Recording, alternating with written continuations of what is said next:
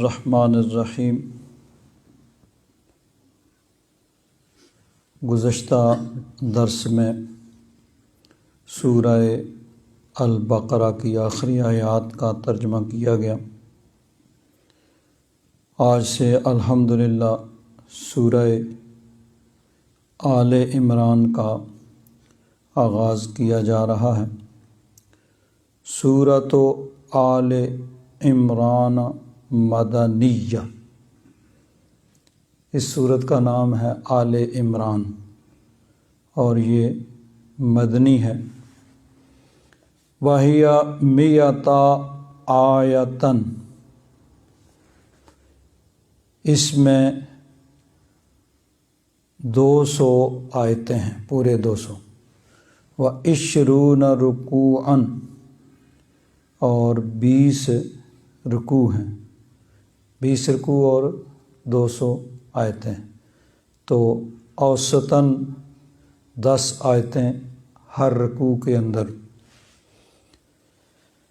اب اس میں ایک دو باتیں، ایک تو یہ کہ مدنی اور مکی صورتیں۔ نبی کریم صلی اللہ علیہ وسلم مکہ مکرمہ میں تشریف فرما تھے جب وحی کا آغاز ہوا۔ 13 سال تک مکہ میں قیام فرمایا، پھر ہجرت کر کے مدینہ منورہ تشریف لے گئے۔ 10 سال حضور کا وہاں قیام رہا، تو یہ 23 برس کے عرصہ میں قرآن پاک جو ہے وہ تھوڑا تھوڑا کر کے اترا۔ تو اب مکی اور مدنی آیات کی جو ڈیفینیشن ہے وہ یہ ہے کہ جو آیات اور صورتیں ہجرت سے پہلے نازل ہوئیں وہ مکی ہیں، کہ نبی کریم صلی اللہ علیہ وسلم مکہ مکرمہ میں تشریف فرما تھے، تو ان صورتوں کو اور ان آیات کو مکی کہا جاتا ہے۔ جب حضور ہجرت کر کے مدینہ منورہ تشریف لے گئے، تو اب جو صورتیں اور جو آیات نازل ہوتی ہیں ان کو مدنی کہا گیا، چاہے حضور مدینہ منورہ میں تشریف فرما ہوں یا مدینہ منورہ سے باہر، جیسے حضور غزوات پہ تشریف لے گئے، تبوک میں اور دیگر مقامات پہ، حتیٰ کہ مکہ مکرمہ کے اندر بھی حضور پہلے تشریف لے گئے عمرہ کے لیے، جب صلح حدیبیہ ہوئی، پھر عمرہ قضاء کے لیے تشریف لے گئے، پھر مکہ فتح ہوا، پھر حضور حجۃ الوداع کے لیے تشریف لے گئے۔ تو ان مواقع پہ مکہ شریف میں بھی جو آیات نازل ہوئیں ان کو مدنی ہی کہا جاتا ہے، کہ اب حضور مدنی تھے۔ جب تک حضور مکی تھے وہ سب آیتیں اور صورتیں مکی ہیں، جب حضور مدنی ہو گئے تو اب ساری صورتیں چاہے مکہ میں بھی نازل ہوئیں تو جو آیات مکہ میں بھی نازل ہوئیں ان کو بھی مدنی کہا جاتا ہے۔ اب صورتیں جو ہیں مکی اور مدنی، یہ اکثریت کے اعتبار سے ہیں کہ اکثریت آیات ان صورتوں میں وہ کون سی ہیں۔ اگر اس میں زیادہ آیات مکی ہیں تو ان صورتوں کو مکی کہا جاتا ہے، بے شک اس میں چند آیات مدنی بھی ہوں گی۔ اسی طرح جن صورتوں میں زیادہ آیات مدنی ہیں ان کو مدنی کہا جائے گا، ان میں چند آیات مکی بھی ہو سکتی ہیں، کیونکہ یہ جو چیز ہے آیات کی ترتیب اور صورتوں کی ترتیب، اس کو کہا جاتا ہے توقیفی ہے، کہ یہ اللہ تبارک و تعالیٰ کی طرف سے مقرر ہے اور نبی کریم صلی اللہ علیہ وسلم کے ارشاد کے مطابق رکھا گیا۔ اب سورہ بقرہ، سورہ آل عمران، یہ ابتدائی ساری صورتیں مدنی ہیں، لیکن یہ شروع میں ہیں، اور آخر میں جو چھوٹی چھوٹی صورتیں ان میں سے اکثریت جو ہیں وہ مکی صورتیں ہیں، لیکن وہ آخر میں ہیں۔ تو یہ اللہ تبارک و تعالیٰ اور اس کے محبوب کے فرمان کے مطابق ہے کہ جس ترتیب سے حضور نے فرمایا اس ترتیب سے صورتوں کو رکھا گیا، اور صورتوں کے اندر جو آیات ہیں ان کی ترتیب بھی یہ بھی توقیفی ہے، یعنی اللہ تبارک و تعالیٰ اور اس کے محبوب کے حکم کے مطابق ہے کہ جب بھی کوئی آیت نازل ہوتی تو نبی کریم صلی اللہ علیہ وسلم کاتبین وحی جو وحی لکھنے پہ مقرر تھے ان کو بلا کے لکھاتے اور فرماتے کہ فلاں صورت میں فلاں آیت کے بعد اس کے رکھو۔ تو اب ایسے بھی ہے کہ مکی صورتوں کے اندر بعض مدنی صورتیں ہیں کہ حضور نے فرمایا کہ ان کو یہاں رکھو،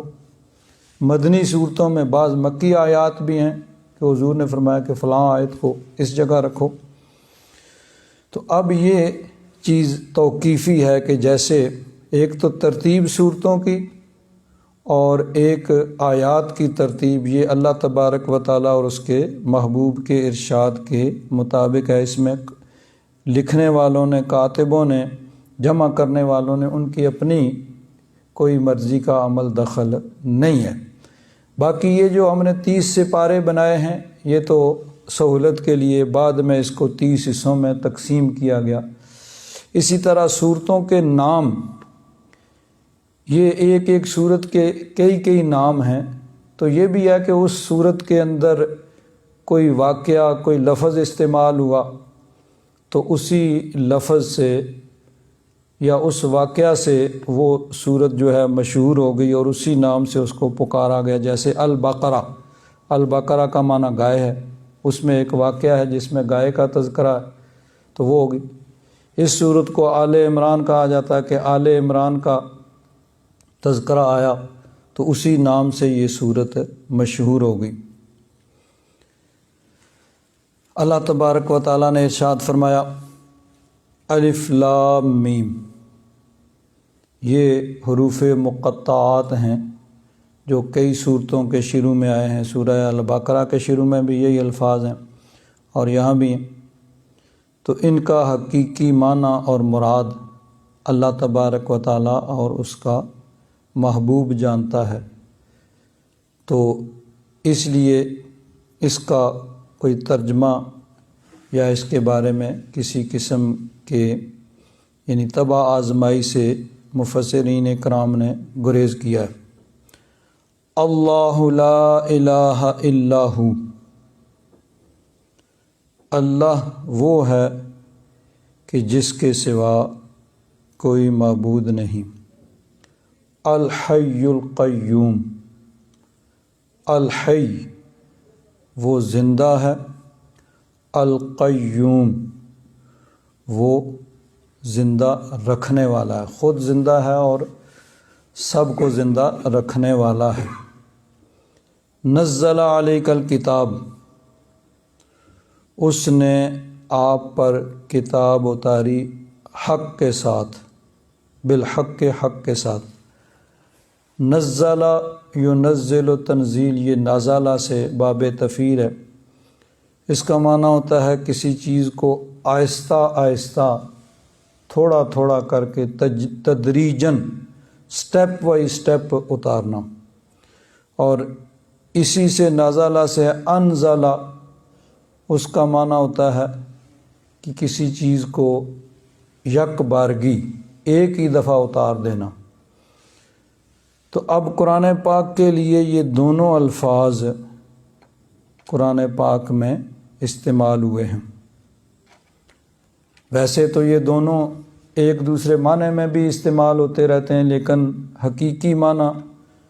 نزل ینزل تنزیل کا معنی ہے آہستہ آہستہ، سٹیپ بائی سٹیپ، تھوڑا تھوڑا کر کے اتارنا، اور انزلہ کا معنی یک بارگی اتارنا۔ اب چونکہ قرآن پاک کا نزول 2 دفعہ ہوا ہے، ایک دفعہ پورا قرآن پاک لیلۃ القدر میں جو ہے لوح محفوظ سے آسمان دنیا پر اتارا گیا، جس کا یعنی ذکر انا انزلناہ فی لیلۃ القدر میں آیا کہ لیلۃ القدر میں پورا قرآن پاک اتار دیا گیا۔ پھر آگے اس سے 23 برس کے عرصہ میں حسب ضرورت، جیسے جیسے ضرورت محسوس ہوئی، ایک دو آیتیں، چند آیتیں، ایک سورت وہ اتریں، تو اس کو تنزیل کہا گیا کہ اس نے کتاب اتاری تھوڑی تھوڑی کر کے حق کے ساتھ، مصدقا لما بین یدیہ، یہ قرآن پاک تصدیق کرنے والا ہے اس کی جو اس سے پہلے، یعنی پہلے جو کتابیں ہیں ان کی یہ تصدیق کرنے والا ہے۔ یہاں ایک نقطہ علماء نے بیان کیا ہے کہ قرآن پاک فرمایا کہ یہ مصدق ہے، تصدیق کرنے والا ہے۔ نبی کریم صلی اللہ علیہ وسلم کے متعلق بھی اللہ تبارک و تعالیٰ نے فرمایا کہ رسول مصدق، وہ ایسے شان والے رسول ہیں جو تصدیق والے ہیں۔ تو قرآن پاک بھی مصدق ہے اور نبی کریم صلی اللہ علیہ وسلم بھی مصدق ہیں۔ حضور پہلی کتابوں اور پہلے نبیوں کی تصدیق کرنے والے ہیں، قرآن پاک بھی پہلے انبیاء کرام اور پہلی کتابوں کی تصدیق کرنے والی ہے۔ تو اس معنی میں قرآن پاک بھی مصدق ہے اور نبی کریم صلی اللہ علیہ وسلم مصدق ہیں، لیکن اس معنی کے اعتبار سے مبشر نہ قرآن پاک ہے اور نہ نبی کریم صلی اللہ علیہ وسلم ہے۔ ویسے تو حضور نیکوں کو جنت کی خوشخبری دینے والے ہیں، حضور کا ایک یعنی وصف اللہ تبارک و تعالیٰ نے مبشراً قرآن پاک میں بیان فرمایا، لیکن اس معنی کے اعتبار سے حضور مبشر نہیں ہے کہ حضور کہیں بھئی میرے بعد بھی کوئی نبی آنے والا ہے۔ پہلے انبیاء کرام حضرت عیسیٰ علیہ السلام کے متعلق قرآن پاک میں اللہ تبارک و تعالیٰ نے فرمایا کہ حضرت عیسیٰ علیہ السلام نے اپنی قوم سے فرمایا کہ وَإِذْ قَالَ عِيسَىٰ ابْنُ مَرْيَمَ يَا بَنِي إِسْرَائِيلَ إِنِّي رَسُولُ اللَّهِ إِلَيْكُمْ، حضرت عیسیٰ علیہ السلام نے اپنی قوم بنی اسرائیل سے فرمایا کہ میں اللہ کا رسول ہوں تمہاری طرف، مصدقا لما بین یدی من التوراۃ، تصدیق کرنے والا ہوں اس کی جو مجھ سے پہلے یعنی تورات اور دیگر کتابیں، ومبشرا برسول، اور بشارت دینے والا ہوں ایک بڑی شان والے رسول کی، یأتی من بعد اسمہ احمد، جو میرے بعد تشریف لائیں گے اور ان کا اسم گرامی احمد ہوگا، صلی اللہ تعالیٰ علیہ وآلہ وصحبہ وبارک وسلم۔ تو حضرت عیسیٰ پہلوں کی تصدیق کرنے والے ہیں اور حضور کی بشارت دینے والے ہیں۔ تو حضور چونکہ خاتم النبیین ہیں، آخری نبی ہیں، تو اس لیے حضور صرف پہلوں کی تصدیق کرنے والے ہیں، پہلی کتابوں کی اور پہلے انبیاء کی، کہ حضور کے بعد نہ کسی نبی نے آنا ہے اور نہ کسی کتاب نے اترنا ہے قیامت تک۔ تو قرآن پاک بھی اس معنی کے اعتبار سے صرف مصدق ہے کہ پہلے انبیاء کرام اور پہلی کتابوں کی تصدیق فرماتا ہے، کیونکہ قرآن پاک کے بعد کسی اور کتاب نے نہیں اترنا، نہ حضور کے بعد کسی نبی نے آنا، تو اس لیے قرآن پاک نے نہ کسی نبی کی بشارت دی بعد میں نئے نبی کی اور نہ کسی کتاب کے اترنے کی، پہلی کتابوں کی تصدیق فرمائی اور پہلے انبیاء کرام کی تصدیق فرمائی۔ تو مصدقا لما بین یدیہ، یہ قرآن پاک کتاب جو ہے یہ تصدیق کرنے والی ہے اس کی جو اس سے پہلے، وَأَنزَلَ التَّوْرَاةَ وَالْإِنجِيلَ، اور اللہ تبارک و تعالیٰ نے تورات اور انجیل کو اتارا من قبل، اس سے پہلے۔ اب قرآن پاک کے لیے لفظ نزلہ استعمال ہوا کہ قرآن پاک تھوڑا تھوڑا کر کے 23 برس کے عرصہ میں مکمل ہوا، اور تورات اور انجیل جو ہیں وہ پوری کتابیں یک بارگی کتابی شکل میں وہ عطا فرمائی گئیں حضرت موسیٰ علیہ السلام اور حضرت عیسیٰ علیہ السلام کو، اس لیے ان کے لیے انزلہ کہ وہ ایک ہی بار اتریں، پوری اتر گئیں۔ ہدی للناس، لوگوں کے لیے ہدایت، وانزل الفرقان، اور اس نے فرقان یعنی حق اور باطل میں فرق کرنے والی چیز اتاری۔ ان الذین کفروا بآیات اللہ، بے شک جنہوں نے کفر کیا اللہ تعالیٰ کی آیات کا، انکار کیا، لہم عذاب شدید، ان کے لیے سخت عذاب ہے۔ واللہ عزیز، اللہ تبارک و تعالی غالب ہے، ذو انتقام، بدلہ لینے والا ہے۔ ان اللہ لا یخفی علیہ شیء فی الارض ولا فی السماء، بے شک اللہ تبارک و تعالیٰ پر پوشیدہ نہیں ہے کوئی شے، نہ زمین میں نہ آسمانوں میں۔ هو الذی یصورکم فی الارحام کیف یشاء، وہی ہے جو تمہاری صورتیں بناتا ہے۔ ارحام رحم کی جمع، یعنی ارحام مادر، ماں کے رحم میں، ماں کے پیٹ میں وہ صورتیں بناتا ہے۔ کیف یشاء، جیسے چاہے۔ لا الہ الا هو العزیز الحکیم، کوئی معبود نہیں اس کے سوا، صرف وہی عبادت کے لائق ہے، وہ غالب حکمت والا ہے۔ یہ جو سورہ آل عمران کی ابتدائی آیات ہے، صرف یہ 6 نہیں بلکہ مفسرین کرام نے کہا ہے کہ 80 سے زیادہ کچھ آیات جو ہیں وہ سورہ آل عمران کی اس وقت اتری جب عیسائیوں کا ایک گروہ پادریوں کا وہ نبی کریم صلی اللہ علیہ وسلم سے مناظرہ کرنے کے لیے آیا، اور انہوں نے آ کر حضرت عیسیٰ علیہ السلام کے بارے میں گفتگو کرنی شروع کی۔ حضور نبی کریم صلی اللہ علیہ وسلم سے انہوں نے مناظرہ کیا اس سلسلہ میں، تو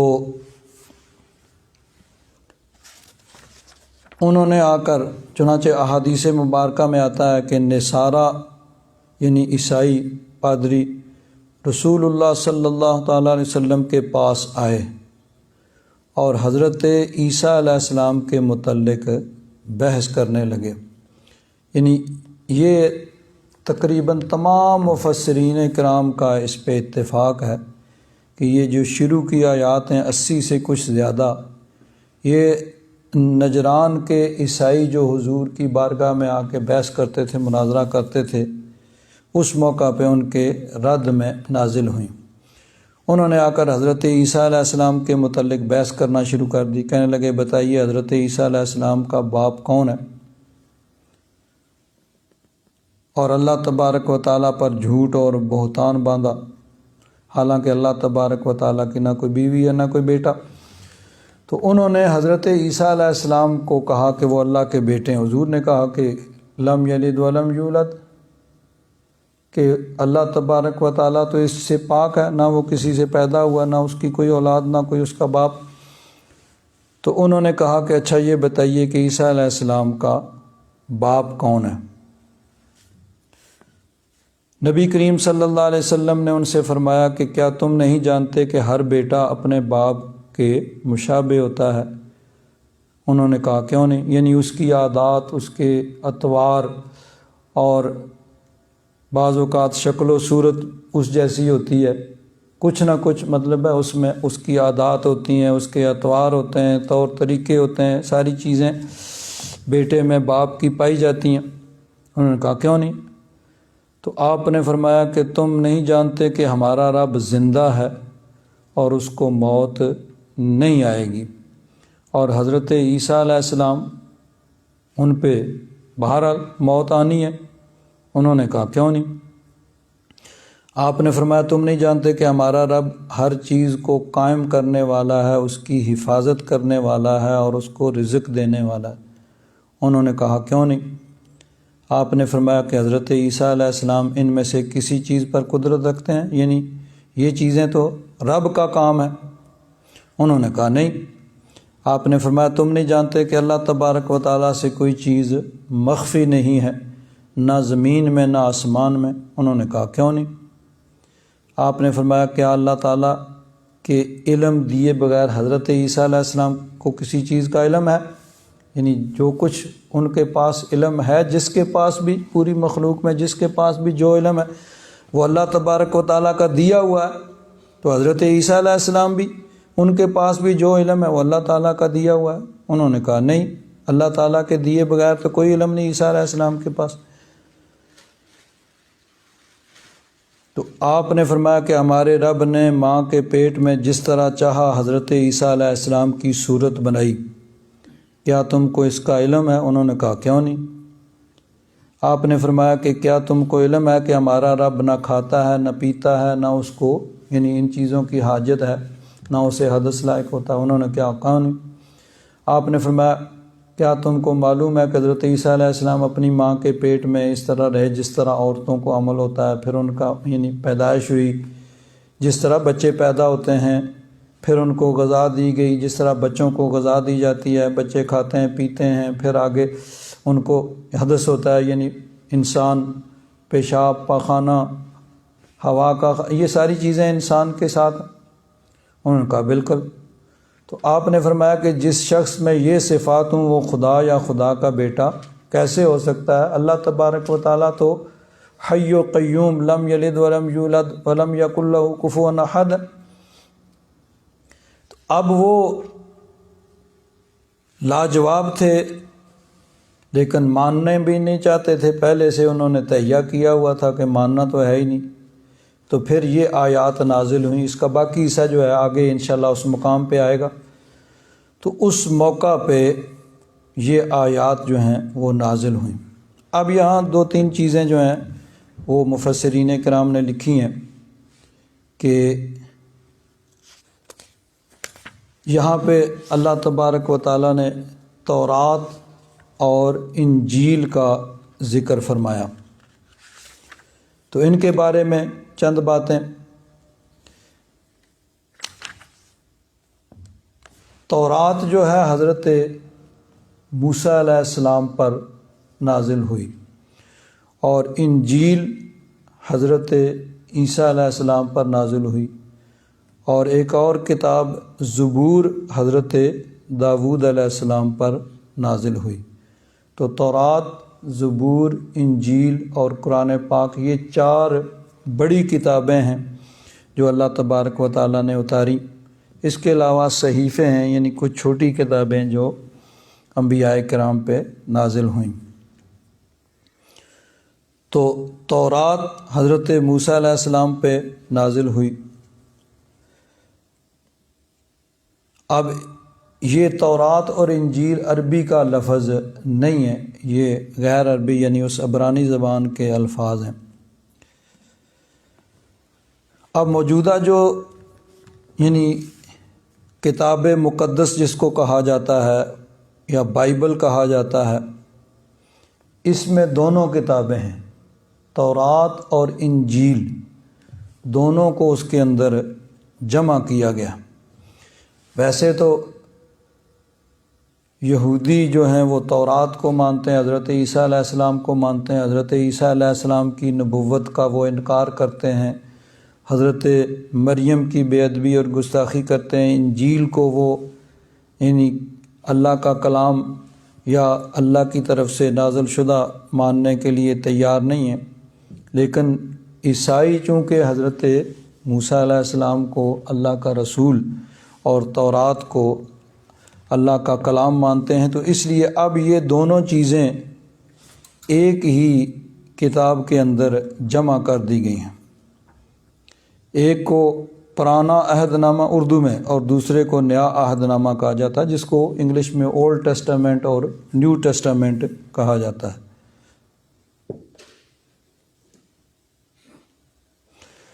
تو اب یہ یعنی بائبل جس کو اب موجود ہے، یہ پوری کی پوری عیسائیوں کی مذہبی کتاب شمار ہوتی ہے، لیکن یہودیوں کی کتاب صرف وہ پرانا عہد نامہ یعنی تورات ہے۔ اب یہ کہا جاتا ہے کہ پرانا عہد نامہ جو تورات ہے یہودیوں کے مختلف مقدس صحیفوں کا مجموعہ ہے۔ علماء یہود نے عہد نامہ قدیم کو 3 حصوں میں تقسیم کیا ہے۔ ایک ہے تورات، ایک ہے صحائف انبیاء۔ تورات تو جو حضرت موسیٰ علیہ السلام پر اتری، اور صحیفے انبیاء کے وہ دیگر جو انبیاء کرام پر اترے، اور صحائف مقدسہ۔ تورات کو حضرت موسیٰ علیہ السلام کی طرف منسوب کیا جاتا ہے، اب اس کے مختلف جو ہیں وہ مضمون ہیں۔ تورات کے متعلق شروع میں تو یہی نظریہ پایا جاتا تھا، یعنی یہ کہتے تھے کہ اس کے اندر جو بھی ہے، یہ کتاب کے اندر جو ہے وہ سب کا سب منزل من اللہ، یعنی اللہ تبارک و تعالیٰ کی طرف سے اتارا گیا۔ شروع میں تو یہی ان کا یعنی عیسائیوں کا نظریہ تھا، لیکن پھر ان میں سے خود ہی ایسے لوگ آئے کہ جنہوں نے اس بات کو تسلیم کیا کہ نہیں، یہ جو ہے، یہ انہوں نے لکھا کہ پہلی صدی تک تو تمام یہودی اور عیسائیوں کا یہ متفقہ عقیدہ تھا کہ تورات باقی تمام صاحب سمیت یعنی مکمل عہد نامہ قدیم لفظاً وہی منزل من اللہ کہ یہ اللہ تعالیٰ کی طرف سے اتارا گیا۔ لیکن پھر بعد میں انہی میں سے 254 عیسوی میں ایک عیسائی عالم اس نے اعتراف کیا کہ عہد نامہ قدیم کی بعض عبارتیں معنوی طور پر صحیح نہیں ہیں اور بعض عبارات اخلاقی اعتبار سے پست اور مذموم ہیں۔ یعنی 250 سال بعد پھر اس کے بعد مختلف ادوار میں اسی طرح کے لوگ خود انہی میں سے یہ آتے رہے اور انہوں نے اس بات کا اعتراف کیا کہ نہیں، یہ ویسے بھی تورات جو ہے اس وقت یعنی ہاتھوں سے لکھ کے رکھی ہوتی تھی، مختلف زمانوں میں وہ ضائع ہو گئی، پھر انہوں نے اپنے مطلب ہے کہ حافظے کے زور سے اس کو پھر مختلف علماء نے لکھا۔ تو یہ بات بھی ہے کہ اس میں یعنی قرآن پاک کی طرح وہ اپنی اصلی شکل کے اندر موجود نہیں ہے۔ اب پھر علماء یہ فرماتے ہیں کہ اگر ان کتابوں کو دیکھا جائے، ان کے مضمون کو دیکھا جائے، تو ان کا مضمون خود اس بات کی شہادت اور گواہی دیتا ہے کہ یہ اللہ تعالیٰ کا کلام نہیں ہے، یعنی اس کے اندر اب یہ سارا نہیں، کچھ ایسے چیزیں اس میں ہیں، کچھ چیزیں ایسی بھی ہیں جو قرآن پاک کے یعنی مضمون کے مطابق یعنی جو قرآن پاک کہتا ہے وہی کہتی ہیں، اور کچھ ایسی چیزیں ان کتابوں کے اندر موجود ہیں جو اس بات کا ثبوت ہے کہ یہ چیزیں ان کو اضافہ کیا گیا، یہ چیزیں اللہ تعالیٰ کا کلام نہیں ہو سکتا۔ مثلا حضرت نوح علیہ السلام کی بے ادبی اور گستاخی کی گئی، یہ تفصیل کے ساتھ اس کو یہاں لکھا گیا۔ حضرت لوط علیہ السلام کے متعلق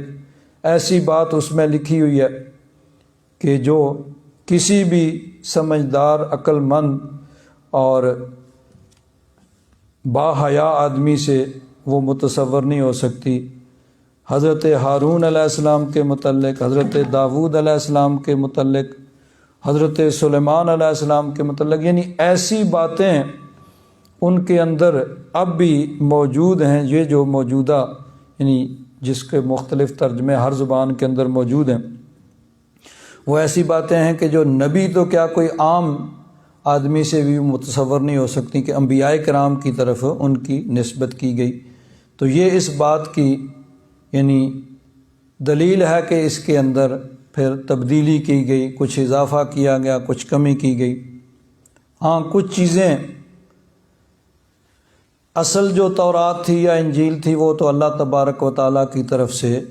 اتری، چنانچہ قرآن پاک میں بہت سے مقامات پہ اس چیز کا بیان کیا گیا۔ اللہ تعالیٰ نے فرمایا وَآتَيْنَا مُوسَى الْكِتَابَ، ہم نے موسیٰ علیہ السلام کو کتاب دی یعنی تورات، وَجَعَلْنَاهُ هُدًى لِبَنِي اسرائیل، اور اسے بنی اسرائیل کے لیے ہدایت کیا۔ وَكَتَبْنَا لَهُ فِي الْأَلْوَاحِ مِنْ كُلِّ شَيْءٍ مَوْعِظَةً وَتَفْصِيلًا لِكُلِّ شَيْءٍ، وہ جو تورات کی تختیاں تھیں ان میں ہر شے سے نصیحت اور ہر چیز کی تفصیل اور اس طرح بہت سی آیات ہیں جن کے اندر یعنی یہ چیز بیان کی گئی ہے کہ وہ کتابیں اللہ تبارک و تعالیٰ کی طرف سے نازل کی گئی تھیں۔ لیکن اس کے ساتھ ساتھ یہ بھی قرآن پاک میں بیان ہوا کہ انہوں نے اس میں ان لوگوں نے خود اس میں تبدیلی کی۔ ایک جگہ ارشاد فرمایا فَوَيْلٌ لِّلَّذِينَ يَكْتُبُونَ الْكِتَابَ بِأَيْدِيهِمْ ہلاکت ہے، عذاب ہے ان کے لیے جو لکھتے ہیں کتاب اپنے ہاتھوں سے، ثم یقولون ھذا من عند اللہ، پھر کہتے ہیں کہ یہ اللہ کی طرف سے ہے، لیشتروا بہ ثمنا قلیلا، کہ اس سے دنیا کا حقیر مال لیں، فویل لہم مما کتبت ایدیہم، تو ہلاکت ہے ان کے لیے اس سے جو انہوں نے اپنے ہاتھوں سے لکھا، وویل لہم مما یکسبون، اور ہلاکت ہے ان کے لیے جو وہ کماتے ہیں۔ تو یعنی اس کے اندر ایک تو یہ چیز کہ اصل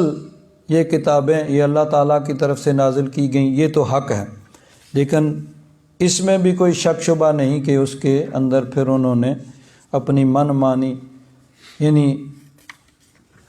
یا تو مجبوراً یا اپنی خوشی سے اس کے اندر انہوں نے چینجنگ کی، تبدیلی کی۔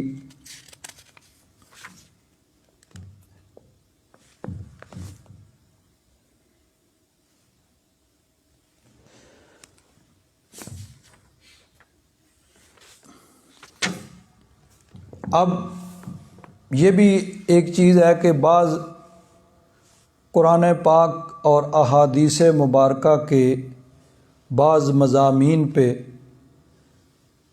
مستشرقین، یعنی وہ عیسائی ان کے لیڈر جو مذہبی ان کے رہنما ہیں، وہ اعتراض کرتے ہیں قرآن و حدیث کی بعض کتابوں پہ، بعض چیزوں پہ، لیکن اگر دیکھا جائے تو خود ان کی کتابوں کے اندر وہ چیز موجود ہے، وہی مضامین جو قرآن و حدیث کے ہیں وہی ان کے ہیں، لیکن وہ چونکہ ان کی دسترس جو ہے وہ صرف ان کے رہنماؤں تک ہے، تو وہ اس کو چھپاتے ہیں اور یعنی قرآن و حدیث پہ اعتراض کرتے ہیں۔ اب دیکھیے ایک جگہ وہاں یہ ہے کہ جب تم کسی شہر سے جنگ کرنے کے لیے جاؤ، جنگ کرنے کے لیے اس کے نزدیک پہنچے تو پہلے اسے صلح کا پیغام دینا، اور اگر وہ تجھ کو صلح کا جواب دے اور اپنا پھاٹک تیرے لیے کھول دے تو وہاں کے سب باشندے تیرے باجگزار بن کے تیری خدمت کریں گے، یعنی یہ اس طرح۔ اب دیکھیے اسی چیز کو نبی کریم صلی اللہ علیہ وسلم نے ارشاد فرمایا، مسلم شریف کی حدیث ہے کہ نبی کریم صلی اللہ علیہ وسلم حضرت بریدہ فرماتے ہیں کہ رسول اللہ صلی اللہ تعالیٰ علیہ وسلم نے ارشاد فرمایا، جب کسی شخص یعنی حضور جب کسی بھی چھوٹے یا بڑے لشکر کا کسی کو امیر بناتے تو اس کو بالخصوص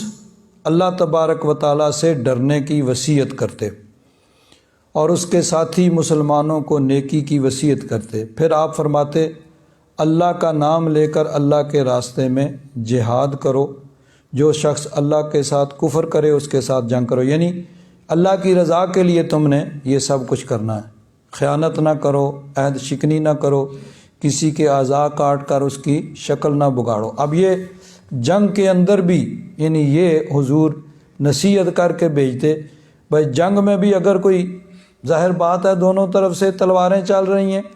کسی کا زور اس کا چلے گا وہ اس کو قتل کرے گا، اس کا زور چلا اس کو، تو جو قتل ہو گیا ہے اب اس کے اعضاء نہیں کاٹنے، اس کی شکل نہیں بگاڑنی ہے۔ اور فرماتے کسی بچے کو قتل نہ کرو، جب تمہارا اپنے مشرکین دشمنوں کے ساتھ مقابلہ ہو تو ان کی 3 چیزوں کی دعوت دینا، ان میں سے جس کو بھی مان لے اس کو قبول کر لینا اور جنگ سے رک جانا۔ پہلے ان کی اسلام کی دعوت دو، اگر وہ اسلام لے آئیں تو ان کا اسلام قبول کر لو، ان سے جنگ نہ کرو، اور ان سے یہ کہو کہ وہ اپنا شہر چھوڑ کر مہاجرین کے شہر میں آ جائیں، اور ان یعنی یہ شروع میں تھا کہ ان کو جو مسلمان ہوتے تھے ان کو ہجرت کے لیے کہا جاتا تھا، اور ان کو یہ بتاؤ کہ اگر انہوں نے ایسا کر لیا تو ان کو وہ تمام سہولتیں یعنی تمام وہ ان کو رعایتیں ملے گی جو مہاجرین کو ملتی ہیں، اور ان پر وہ ذمہ داریاں ہوں گی جو مہاجرین یعنی جو مسلمان بھی مدینہ شریف میں آتے تھے ان کے تمام حقوق و فرائض وہی ہوں گے۔ اگر وہ مہاجرین کے شہر میں آنے سے انکار کریں تو ان کو یہ خبر دو کہ پھر ان پر یعنی دوسرے جو مسلمان ہیں ان کے احکام لاگو ہوں گے۔ تو اس طرح یعنی نبی کریم صلی اللہ علیہ وسلم جب بھی کوئی لشکر بھیجتے تو اس کو اس طرح نصیحت فرماتے۔ یہی چیزیں پہلی کتابوں کے اندر بھی موجود ہیں، یعنی ایسے مضمون جو ہیں وہ وہ مضامین ہیں جو یعنی اللہ تبارک و تعالیٰ کی طرف سے نازل کیے گئے، لیکن اس میں جو ایسی چیزیں ہیں جو قابل اعتراض ہیں تو ظاہر بات ہے کہ پھر وہ اللہ تبارک و تعالیٰ کا کلام نہیں ہے، بلکہ وہ بعد میں اس کے اندر بڑھایا گیا۔ اسی طرح انجیل ہے، انجیل حضرت عیسیٰ علیہ السلام پر نازل ہوئی، اللہ تبارک و تعالیٰ نے حضرت عیسیٰ علیہ السلام پر انجیل اتاری۔ تو اب حضرت عیسیٰ علیہ السلام کے بعد کافی عرصہ بعد پھر انجیل کو لکھا گیا، اور بے شمار یعنی ایک دو نہیں، وہ سینکڑوں کے حساب سے یعنی سب نے اپنی اپنی یادداشت کے مطابق اس کو لکھا۔ اب پھر مختلف ادوار میں چونکہ اختلاف ہوا کہ یہ اصلی ہے، یہ اصلی ہے، یہ اصلی ہے، تو ایک بہت بڑی میٹنگ ان کی جو ہے وہ روم کے اندر منعقد ہوئی، بہت وقت لگا،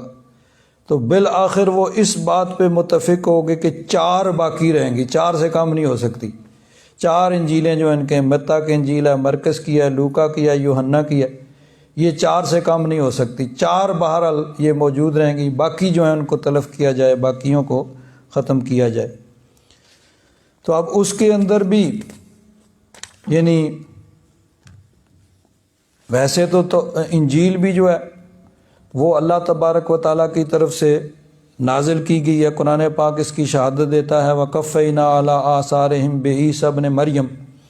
کہ پہلے انبیاء کرام کے بعد پھر حضرت عیسیٰ علیہ السلام کو اللہ تعالیٰ ارشاد فرماتا ہے ہم نے بھیجا مصدقا لما بین یدیہ من التوراۃ،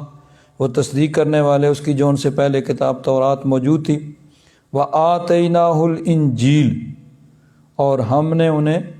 انجیل عطا فرمائی، فیہ ھدی و نور، اس میں ہدایت اور نور ہے، ومصدقا لما بین یدیہ من التوراۃ۔ حضرت عیسیٰ علیہ السلام بھی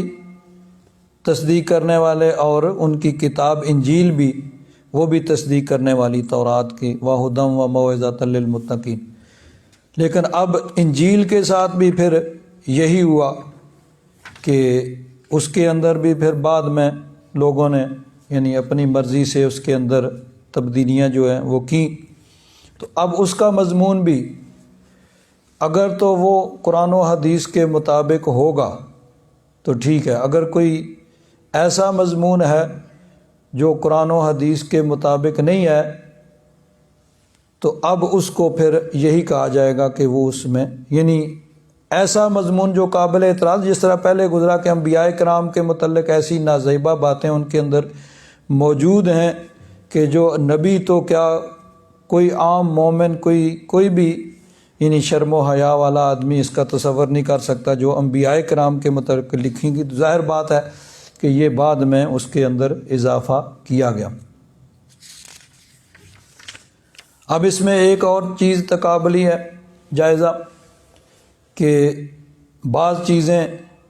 مثلا عیسائیت کے اندر رہبانیت ہے کہ وہ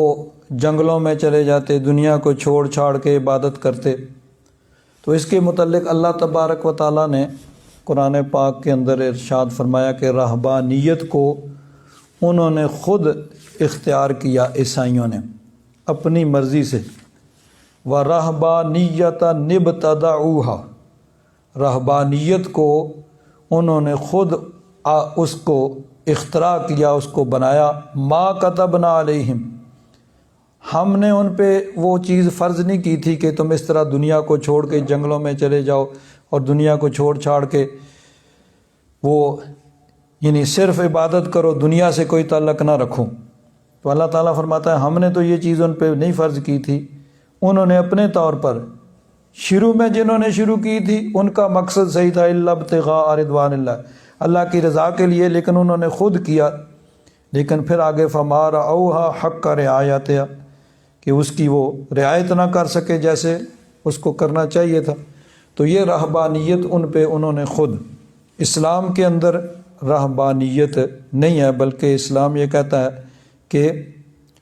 دین کے ساتھ ساتھ دنیا کو بھی لے کے چلو، لیکن جب دین اور دنیا کا مقابلہ آئے تو پھر دنیا کو نہیں بلکہ دین کو ترجیح دی جائے۔ مثلا دیکھیے ایک حدیث پاک ہے کہ نبی کریم صلی اللہ علیہ وسلم کے اصحاب نے دیکھا کہ ایک آدمی بڑا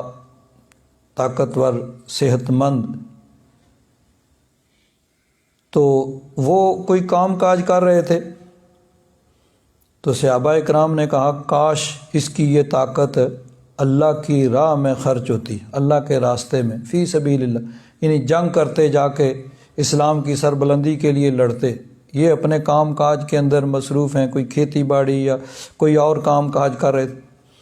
انہوں نے کہا کاش کہ اس کی طاقت اللہ کی راہ میں خرچ ہوتی۔ تو نبی کریم صلی اللہ علیہ وسلم نے ارشاد فرمایا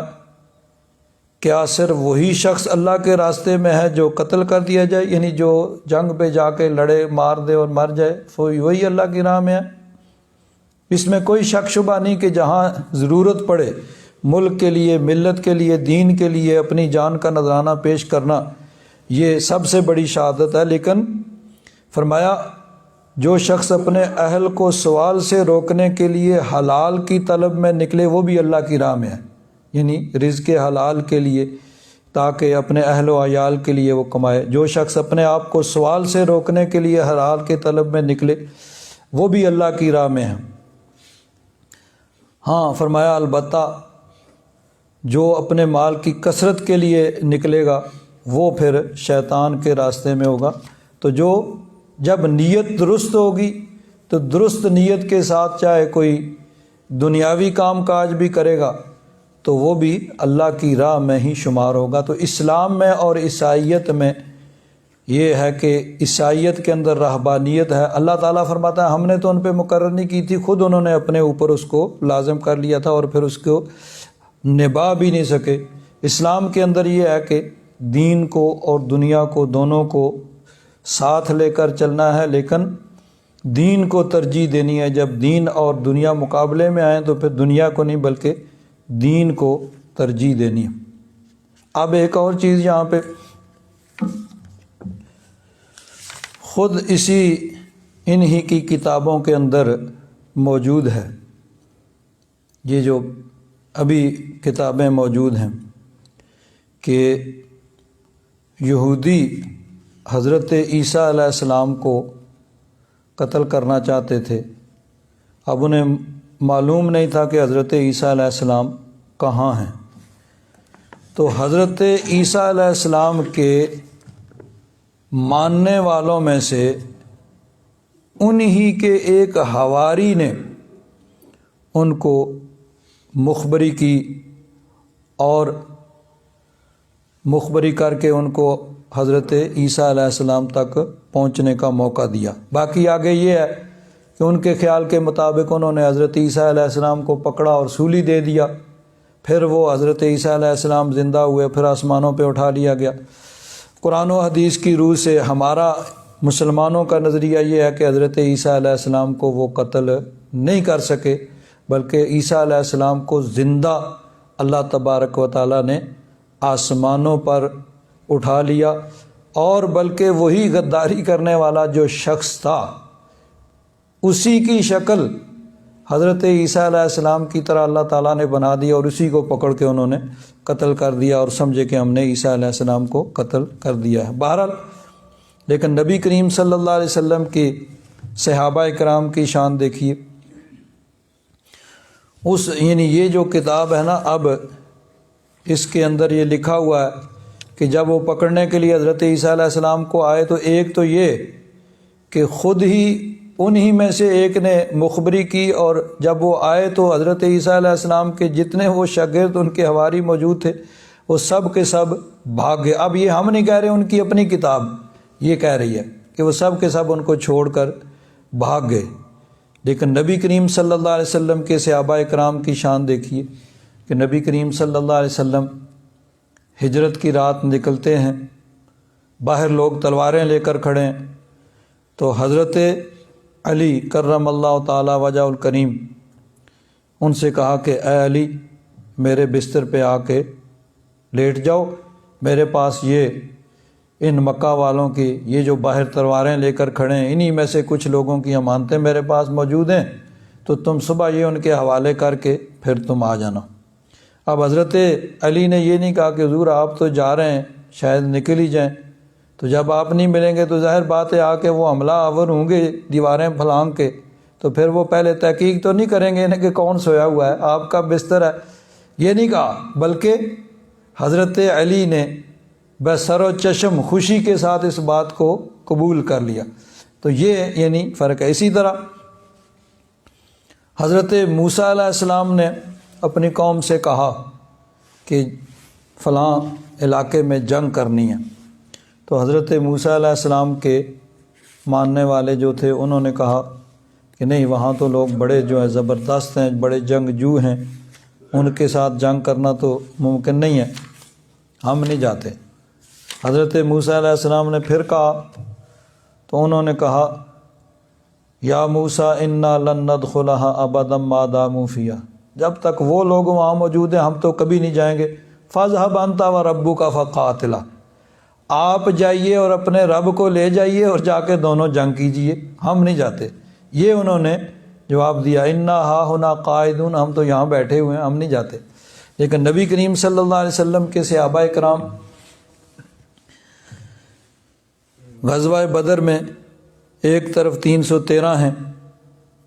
اور دوسری طرف 1000، اور یہ 313 نعتیں خالی ہاتھ جن کے پاس یعنی لڑائی کا سامان بھی موجود نہیں، ادھر وہ مسلح ہیں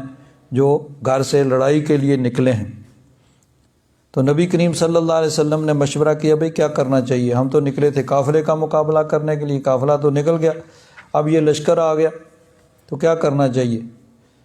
تو حضرت صدیق اکبر، حضرت فاروق اعظم، مہاجرین نے کہا کہ حضور جیسے حکم ہوگا ہم تیار ہیں، ہم لڑیں گے۔ تو حضور چاہتے تھے کہ انصار میں سے بھی کوئی اٹھیں، پھر حضور نے فرمایا،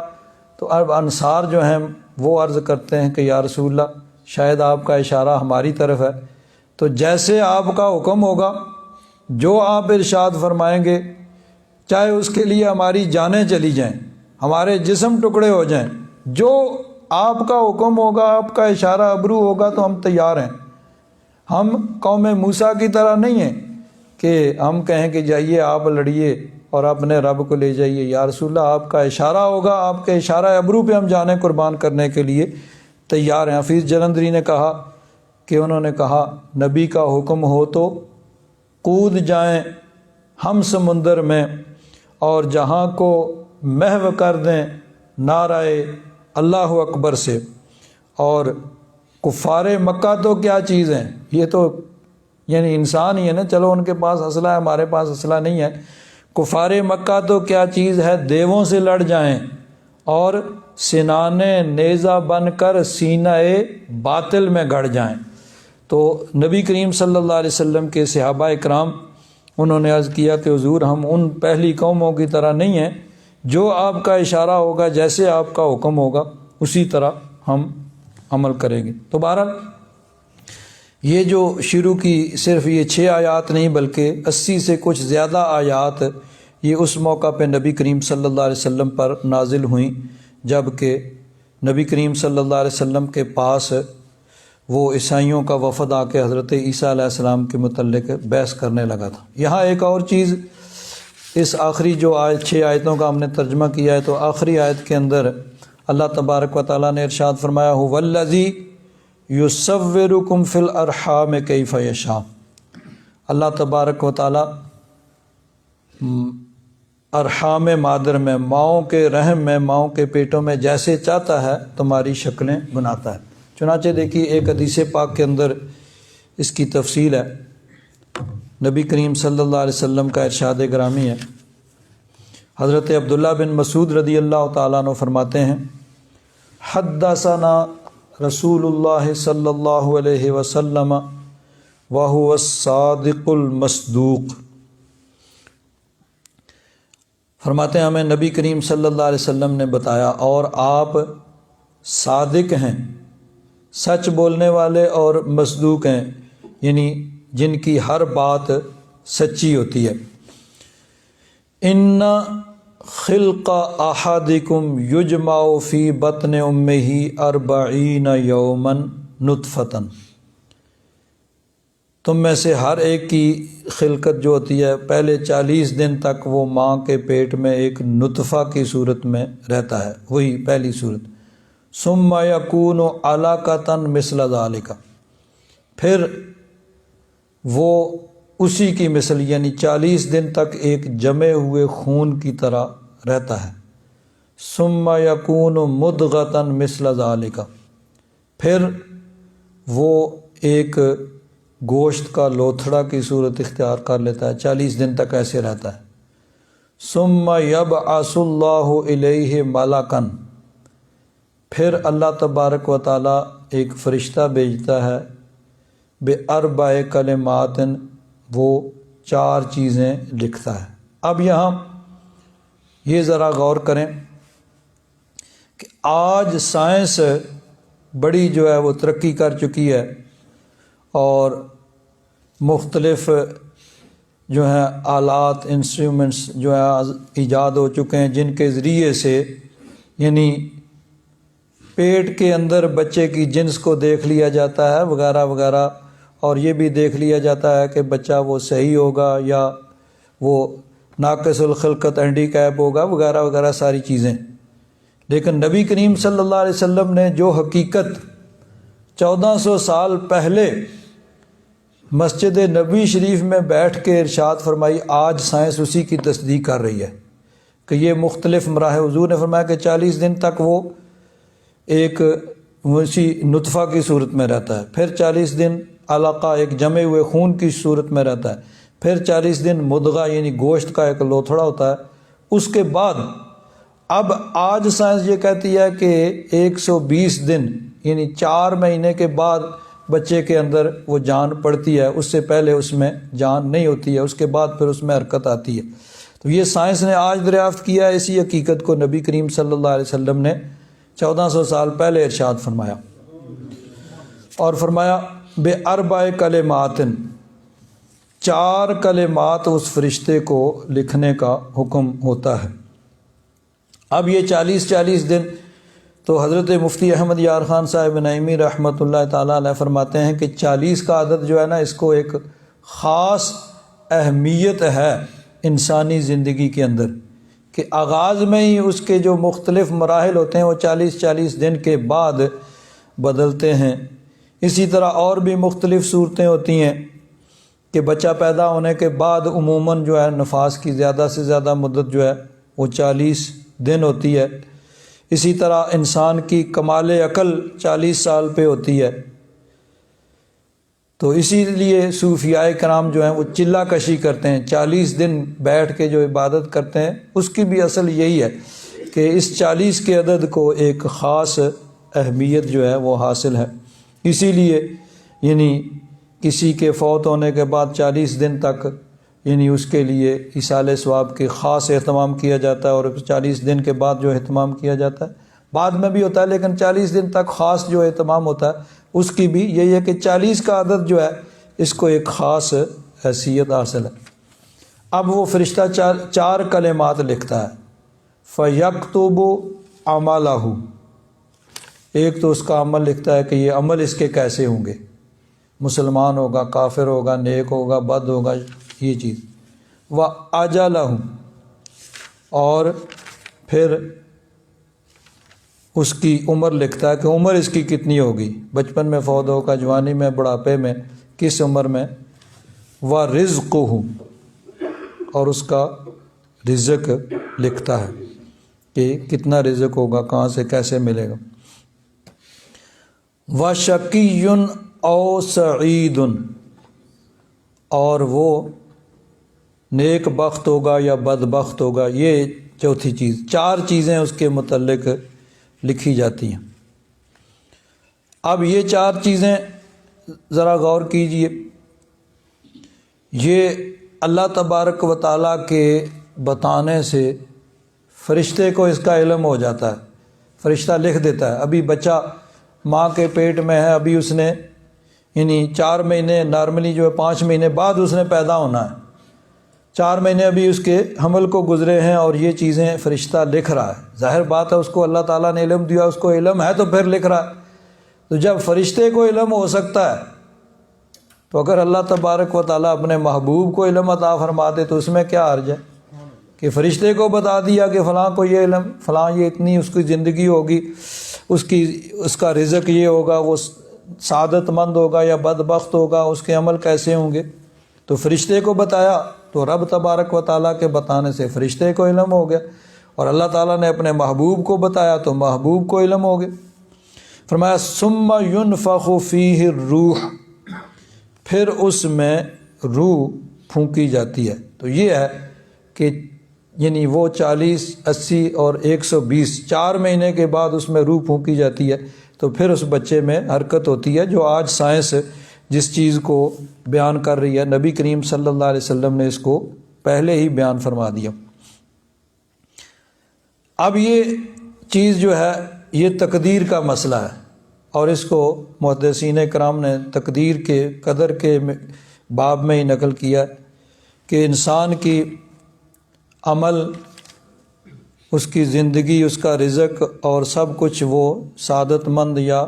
بدبخت ہونا اس وقت لکھ دیا جاتا ہے۔ یہ لوح محفوظ میں تو پہلے لکھا ہوا ہے، اس وقت فرشتے کو لکھنے کا حکم ہوتا ہے اور فرشتہ لکھ دیتا ہے۔ تو اب یہ چیزیں سب تقدیر کا حصہ ہیں، لیکن ہم جو ہیں وہ ہم تقدیر کے پابند نہیں ہیں کہ ہم کہیں بھئی چونکہ لکھا ہوا ہونا ویسے ہے، لیکن ہمیں نہ اس کا علم ہے نہ اس کے پابند ہیں۔ ہمیں کیا حکم ہے کہ ہم نے خود جو ہے اپنے عمل کو بہتر بنانے کی کوشش کرنی ہے۔ زندگی تو وہی ہے جو اللہ تعالیٰ نے دی ہے، لیکن اب اس کی حفاظت کرنا یہ ہر انسان کا فرض ہے کہ اپنے آپ کو ایسی چیزوں سے بچائے جہاں تکلیف ہو، جہاں موت کا خطرہ ہو۔ اسی طرح رزق بھی اللہ تعالیٰ نے لکھا ہے، ملنا وہی ہے جو لکھا ہوا ہے، لیکن اب انسان کا کام ہے کہ وہ کوشش کرے، محنت کرے اور رزق حلال کے لیے کوشش کرے۔ اسی طرح سعادت اور بدبختی وہ بھی لکھی ہوئی، لیکن انسان کا کام یہ ہے کہ وہ نیکی، تقوی، پرہیزگاری کو اختیار کرے۔ آگے فرمایا فوالذی لا الہ غیرہ، اس کی قسم جس کے سوا کوئی معبود نہیں، یعنی اللہ تبارک و تعالیٰ کی قسم، ان احدکم لا یعمل بعمل اہل الجنہ، کوئی آدمی جنتیوں والے کام کرتا ہے، حتی ما یکون بینہ و بینہا الا ذراع، حتیٰ کہ اس کے اور جنت کے درمیان صرف ایک ذراع، یہ اس کونی سے لے کر اس ہاتھ کو ذراع کہتے ہیں، اتنا فاصلہ رہ جاتا ہے۔ تو پھر فَيَسْبِقُ عَلَيْهِ الْكِتَابُ، کتاب کا لکھا ہوا سبقت کر جاتا ہے، فَيَعْمَلُ بِعَمَلِ أَهْلِ النَّارِ، پھر وہ جہنمیوں والے کام کرنا شروع کرتا ہے اور اس کی موت اس پہ ہوتی ہے، فَيَدْخُلُ، پھر وہ جہنم میں جائے گا۔ وَإِنَّ أَحَدَكُمْ لَيَعْمَلُ بِعَمَلِ أَهْلِ النَّارِ، اور کوئی تم میں سے جہنمیوں والے کام کرتا ہے، حتی ما یکون بینہ و بینہا الا ذراع، حتیٰ کہ اس کے اور جہنم کے درمیان صرف ایک ذراع، یہ 1.5 فٹ کا فاصلہ رہ جاتا ہے، یعنی موت ہی رہ جاتی ہے۔ اگر اس حالت میں موت تو آ جائے جہنم میں جائے، جیسے پہلے شخص کے بارے میں تھا کہ اگر اس وقت اس کی موت آ جاتی تو وہ جنت میں جاتا،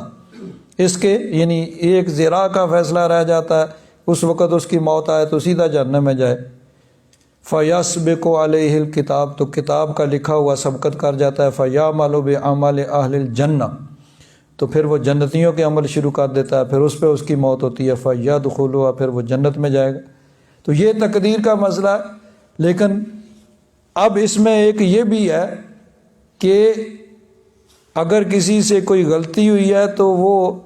یہ نہیں کہ مایوس ہو جائے، نہیں، توبہ، استغفار، نیکی، تقوی، پرہیزگاری، جس کے ذریعے سے ان غلطیوں کا مداوع ہو جائے، اور نہ کوئی نیکی کر کے مطمئن ہو جائے کہ اب مجھے کچھ نہیں ہو سکتا جی، میں تو سیدھا جنت میں جاؤں گا، نہیں، نہ تو کوئی بدکار مایوس ہو اور نہ کوئی نیکوکار وہ یعنی مطمئن ہو جائے اور اکڑ جائے، نہیں، اللہ تبارک و تعالیٰ کی تقدیر سے ڈرنا اور اپنے آپ کو برائی سے بچانا اور نیکی کی طرف رغبت کرنا۔ تو اب باقی اگر کوئی آدمی یہ نہیں کرتا، صرف تقدیر پہ بحث کرتا رہتا ہے، تو اس کی مقدر میں یہی لکھا ہوا ہے کہ اس نے یہی کہتے رہنا ہے کہ جب مقدر میں لکھا ہوا ہے تو پھر کیا ہو سکتا ہے؟ نہیں، انسان کا کام جو ہے وہ یہ ہے کہ اللہ تبارک و تعالیٰ نے انسان کو عقل دی ہے، عقل کو استعمال کرے۔ اللہ تبارک و تعالیٰ نے نیکی اور برائی کا رستہ دونوں دکھا دیے کہ یہ نیکی کا رستہ ہے، یہ برائی کا رستہ ہے۔ نیکی کے رستے پہ چلو گے میری رضا حاصل ہوگی اور انجام کار جنت میں جاؤ گے، یہ برائی کا رستہ ہے، اس پہ چلو گے تو میری ناراضگی کا سبب بنے گا اور بالآخر تم جہنم میں جاؤ گے۔ تو جب یہ دونوں رستے بتا دیے تو اب آگے اختیار دیا، بھئی اپنی مرضی سے جس کو چاہو اختیار کر لو۔ انسان نے اپنی مرضی سے دونوں میں سے کسی ایک رستے کا انتخاب کرنا ہے۔ جس چیز کا اس نے انتخاب کرنا ہے وہی اللہ تعالیٰ نے پہلے لکھا ہوا ہے کہ جب اس کو اختیار دوں گا تو اس نے یہ کام کرنا ہے۔ جو انسان نے کرنا تھا وہ اللہ تبارک و تعالیٰ نے اپنے ازلی علم سے لکھا ہے۔ تو اس لیے نہ کسی نیک کو اپنی نیکی پہ یعنی اس کو تکبر کرنا چاہیے اور نہ برے کو رب کی رحمت سے مایوس ہونا چاہیے۔